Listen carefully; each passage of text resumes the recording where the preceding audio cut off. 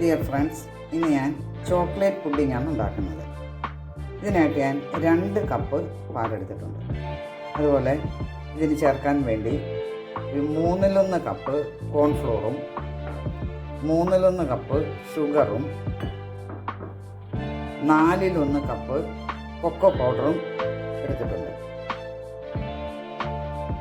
Chocolate pudding ഉണ്ടാക്കാനായിട്ട് ഞാനൊരു bowl എടുത്തിട്ടുണ്ട്. ഇത് നമുക്കൊന്ന് എണ്ണ തേച്ച് വെക്കാം. ആദ്യമായിട്ട് ഒന്ന് ബ്രഷ് ചെയ്യാം. പെട്ടെന്ന് ഇത് എടുക്കാൻ വേണ്ടിയാണ്.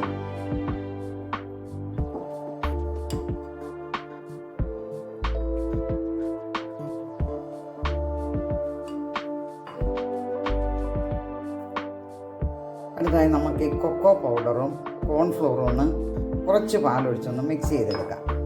കട്ടയൊന്നും കൂടാതെ മിക്സ് ചെയ്തെടുക്കണം. അതിന് വേണ്ടിയാണ്.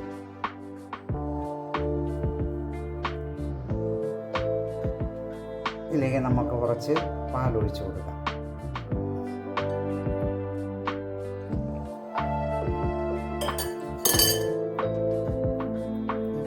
നന്നായിട്ട് മിക്സ് ചെയ്യാം. ഒട്ടും കട്ടയൊന്നും ഇല്ലാതെ വേണം മിക്സ് ചെയ്യാൻ. അങ്ങനെ ഉണ്ടെങ്കിൽ തന്നെ നമ്മളൊരു അരിപ്പയിൽ കൂടി ഒന്ന് അരിച്ചെടുക്കേണ്ടതാണ്.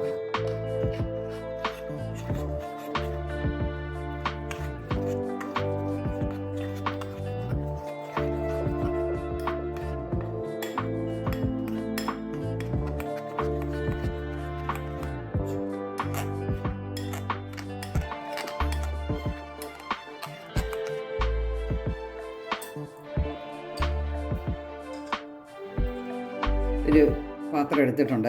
ഇതിലേക്ക് നമ്മുടെ ഈ പാൽ അങ്ങോട്ട് ഒഴിച്ചു കൊടുക്കാം.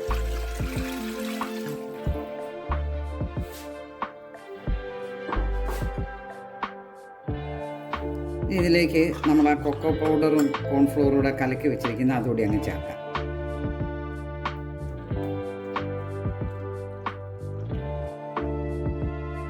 അടുത്തായിട്ട് നമ്മുടെ പഞ്ചസാര 1/3 കപ്പ് പഞ്ചസാരയാണ് ഞാൻ എടുത്തിരിക്കുന്നത്. ഇതുകൂടി ഇതിലേക്ക് ചേർക്കുക. നന്നായിട്ടൊന്ന് മിക്സ് ചെയ്യാം.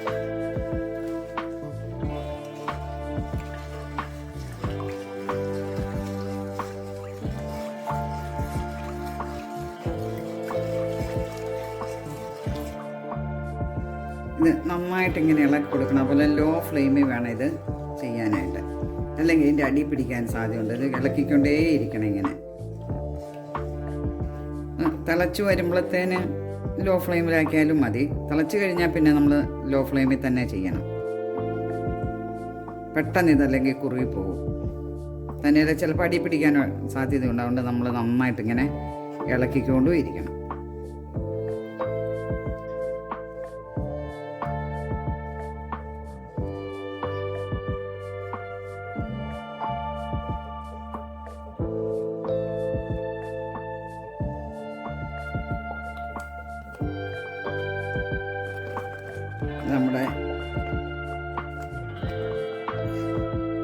നമ്മുടെ ചോക്ലേറ്റ് പുഡിങ് ശരിയായിട്ടുണ്ട്. ഇത് മതി. ഇനി നമുക്ക് ഫ്ലെയിം ഓഫ് ചെയ്യാം.